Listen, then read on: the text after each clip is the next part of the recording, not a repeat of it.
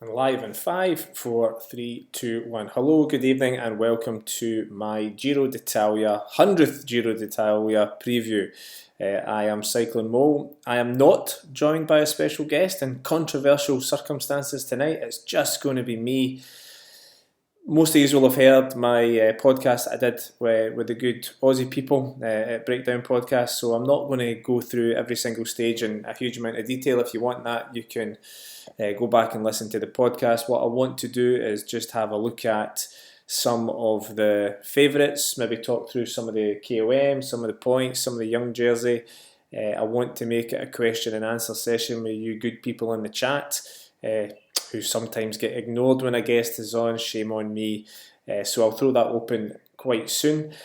I'm going to start by looking at the first three stages because then we have a rest day on Monday and then I'll look to do some of the other stages too.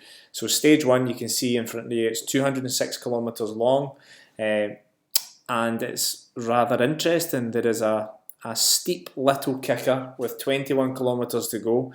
Officially, going by the road book, it's 3.25 kilometres at 5.6%. You can see from the profile I've got up, we have a kilometre at 7.2%. Then we have 500 metres at 3.4%. Then we have 500 metres at 9.6%, which will definitely test the legs out before an easier final 1.5k. As I mentioned, 21k to go from the top. We have a rather steep descent, and then we've got the run into the finishing line. But the descent is not technical, it's very straight. And given the fact we've got so many top teams here, start of a 3-week Grand Tour where people are going to be right on top form, hard to imagine that any late attackers are going to stay away. This looks like being a big sprint finish, and you can see the favourites there. No surprises. Greipel, Gaviria, Caleb Ewan, 3 big favourites for this stage. Greipel, of the 3 of them, the one who maybe some of you would be a little bit worried about for the climb, but at just over 3 kilometres, the fact that they'll take the first kind of 500 metres to a kilometre relatively easy, I don't think it's long enough to drop any of the serious contenders. Peluque will probably be dropped, but he would be the only one of the sprinters, I would imagine, who won't make it over there, and Bora aren't riding for him anyway, they're riding for Sam Bennett. So Greipel, Gaviria, Ewan, Bennett I'll throw in there as a fourth extra. Greipel comes with lots of experience, he's obviously won multiple stages here in the past. He has some of his lead-out men available. We've got Lars Bak, we've got Adam Hansen, but then we're into untested territory. We've got Jasper De Bois, Sean De Bie, Moreno Hofland. It looks a good train on paper, but the final 3 men, 4 men is untested, which is unusual for Lotto to come in. I'm sure they will have done testing at home, but in race conditions, I can't remember too often that quintet riding together. Gaviria, Quickstep have a solid lead out, bolstered somewhat by Richese, who is the best lead out man here. That's going to give the Colombian a massive, massive boost. He rides in his first Grand Tour. It is not always easy for a rider, a young rider, to compete in the first Grand Tour, but given his pedigree, given what we know about him, he is sure to start fine. Caleb Ewan starts his 3rd Grand Tour. He's already competed in the Vuelta in 2015. He did the Giro 2016. He didn't finish either of the 2 races. I think he lasted 9 and 12 stages in both races. He comes here, I fully expect him to finish this Grand Tour. He's got a good lead out, not brilliant. Orica obviously have Adam Scott as well, so a good lead out. He's got Mezgec, who maybe hasn't performed as well as I thought he would have done for Orica, but he was strong in the Giro last season, and I would expect him to do well. So stage 1, I think most certainly it's going to be a sprint finish, and I think it has to be between the big 3. I'm not going to do an actual prediction. If you want my actual prediction, you need to read my written preview on Cyclismo International. This is just to give a kind of rough idea of what to expect. So onwards into stage 2. I'll just get the profile up for us. I will first of all have to take down the profile for stage 1. Anybody else? I'm thinking maybe Bennett. Bennett is the one who has got the big win this season. He won in Paris-Nice, so he's going to be carrying some serious form into this race. Can he win a stage in the Grand Tour? It's going to be very, very difficult for him, but he is a prodigiously talented young man, and I certainly wouldn't put it past him. He's got a very strong lead-out train as well, so he's going to be looking good, I think. I really hope he takes a stage win. He's a very likeable guy, and yeah, I think it would be a very favourable win, especially to a lot of you fans of his on Twitter, especially some of his relatives on Twitter. I think you'll be very pleased if you see Sam up there going for the sprint. His lead-out man is Selig, who is a very important lead-out man. He is very, very strong, experienced. I think he'll put him into a very good position. Okay, stage 2. First thing to note, 221 kilometres, long stage, especially so early in the Grand Tour. Hardly any flat. We have a couple of fairly steep climbs. We then have the big Cat 2 climb, which is 10.6 kilometres at 3.9%. It crests still with a fair way to go. We're talking just a little bit under 50 kilometres, but given the length of the climb, I think we'll see riders go particularly fast over it, and I think it will be the end for a lot of sprinters. Potentially there are a couple of sprinters who could get over that climb. Fernando Gaviria would be one of them. I remember way back Tour of Saint Louis 2016, he climbed incredibly well on a mountain stage, and he went on to sprint for the victory. Who else? I think Greipel's too big. I think he's too heavy to get up this climb. Christian Sabragli, or maybe of Dimension Data, he's a very good climber, but I think we're looking at those punchers, those fast finishers, and you can see I've got Nathan Haas and Jasper Stuyven as two of the favourites there. They fit this perfectly well. They sprint incredibly quickly. They can get over climbs. You know, the stage that Stuyven won in the Vuelta a couple of years ago, I'm fairly sure it was a Cat 2 climb. He managed to grind over that day and won a sprint of about 50. So I think in this stage we are looking at a sprint maybe of 60 to 80 riders. It should be fairly selective. You would imagine we will have attackers going all over the place on that climb. Very interesting to see who takes control. It will depend on who wins the first stage and who is in the overall lead, but we could see a very messy second half to that stage. Could be chaos. Looking forward to it. Should be a brilliant start, especially being a weekend stage. It looks like a really good stage. The length, again, is good for some of those classics riders. All three who I've mentioned there are all good over long distances. There's nothing that's going to put them off with a stage of 220 kilometres. So this, I think, is not one for the sprinters, definitely one for the puncheurs. Should be an immense amount of fun. And then we have stage 3. So for stage 3, you can see there, it is a very short stage. So it's only 148 kilometres, which isn't particularly long. And we are again back with riders who are your pure sprinters. I'm just going to put up the finish as well. The finish is important because it is incredibly easy. You can see there in the top right of the screen, one corner with 4.5 kilometres to go, and then it's just a big flat run in for home. Stage 1 will obviously give us a massive indication of who's in form, which of the sprinters are the best here. I've not mentioned Nizzolo, I've not mentioned Madolo, the two Italians who regularly fight out the points classification here. They will be up there, they will be contending, but like in previous races, I don't think they'll be challenging for the win until second week, third week, when some of these bigger sprinters have gone home and there's more space for their own lead-out trains to get involved. Again, I think Greipel, Gaviria, Ewan, I think for most people, Greipel would start as favourite for this. He is great in these situations. There's no complication. It's an easy finish. He will get his lead-out train going and they will have a plan to deliver success for him. I think in this stage he definitely looks like the number one rider for this stage. Right, okay, time to have a look at the chat and see what type of questions we're getting in here, and then we'll just have a wee look through them and see if there's any questions in there that takes my fancy, and then I might discuss some of the KOM and points jersey. Bardiani, yeah, if you haven't heard, Perazzi and Ruffoni both tested positive out of competition test. Very silly boys. Disaster for Bardiani to have their two main riders now shamed because of failed doping tests. Yeah, it's their own fault. What can I say? I can't say anything more than that. Just silly, silly people. Cello the Night asking who's going to be the Ulisse of the Giro.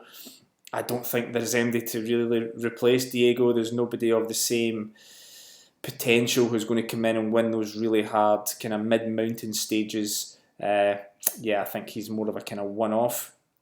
Will Ewan miss the big engines in his train? Kluger, as mentioned, he's not actually ridden a huge amount with Kluger this season. I think they would have preferred Impey to have been here, but I think they're just going to do what they did last season, which was to try and just steal in towards the end in the last couple of kilometres and then go for it. Favourites for the time trials?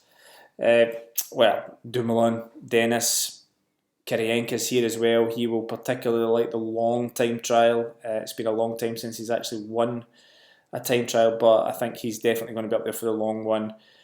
Youngles, the normal TT riders are all there, so they're going to be fighting out for the TT.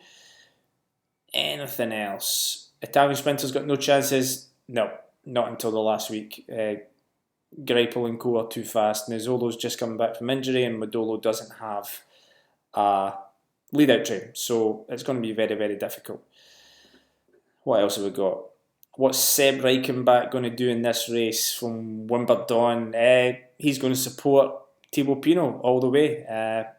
It doesn't matter in terms of where he finishes on GC. He's all about Thibaut Pinot. And asking about Big Hugh Carthy, he's going well. He's confident. He wants to do a good race. Now, it's a good race. Remember, he's still incredibly young. He's here with his new team. He'll just be riding through the race, hoping to pick up a couple of good results. Far too early to put any big pressure on him. And they've got Formolo for the GC. So in terms of GC, Quintana, I think everybody has as being the overwhelming favourite.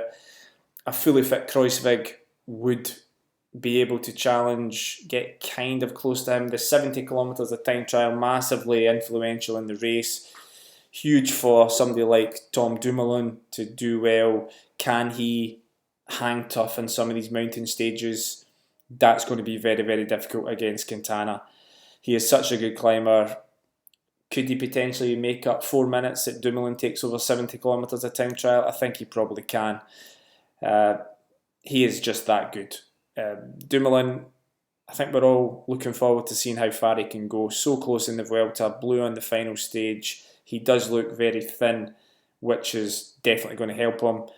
Youngles, Dennis, the other TT riders, I don't think they really stand a chance of competing for the top 5 in this race. It's just going to be too hard. Points classification, Nizzolo, Modolo, Ewan, Gaviria. Nizzolo has won it 2 years running, still to pick up a stage win here. Modolo usually comes into his own in the final kind of 9 stages when some of the bigger riders have gone home. Gaviria says that his main target is to finish the race. As soon as he's targeting finishing the race, it puts him up there for the points classification too, especially considering how well he can climb. And Ewan should be finishing the race as well.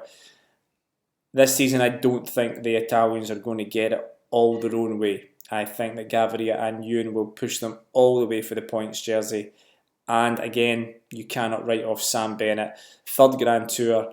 He's really hauled himself around France to try and do the Tour de France. He unfortunately had to abandon in 2015 after being injured early on. I think he was ill as well. 2016, injured again, got himself all the way around, finished in last place, sprinted for the top 10 on the Champs-Élysées. Bennett has the experience in Grand Tours now to go well in this race and contest for the points jersey. Just back from another period at altitude, he will be climbing well. KOM jersey, very, very difficult to predict. Perazzi would have been one of the favourites, but obviously he's now not going to be there. We will have Filiferov, the amazing time trialist win from last season, who won the KOM jersey in Trentino. We've got Omar Fraile, who I don't think will be targeting the jersey. I think he'll be targeting stage wins, but in the process of targeting a stage win in a big mountain stage, he could end up quite high. Now, we've seen in other races, other big races, Grand Tours, it's very difficult to predict KOM because sometimes when a team leader gets injured, then what happens is it frees up a second rider to go chasing the KOM jersey. Cannondale have a number of riders who could potentially go and chase the KOM jersey. It's really just going to be a case of waiting to see, and we won't really know what's happening until deep into the second week to see who's going to be up there challenging for that jersey. Right, another quick look at the questions. If there's anything else you want me to answer, just put it in the comment section, the questions below in the live chat, and I will answer it just now. We have a question from the cycling fan about Nibali. Will he suffer on the Etna stage as he usually peaks late? The Etna stage is going to be a very interesting one because it comes so early in the race. I'm thinking back to when Quintana won here. We didn't really see him until the final week. If you are seriously going to be challenging for the final week, it's very, very difficult to be peaking early on. Now, we've got the Etna stage. We've also got the Blockhouse stage in the second week, which is very, very challenging. So it's going to be interesting to see who wins Etna. It could be a surprise. The Italians would absolutely love to do well on the Etna stage. Nibali himself would dearly love to be wearing the leader's jersey going into Messina the following day. We'll just have to wait and see who's going to be up there. You just never know in this race who's going to do it. Right, lots of questions rolling in. Jose Gonçalves, can he sprint in some stages?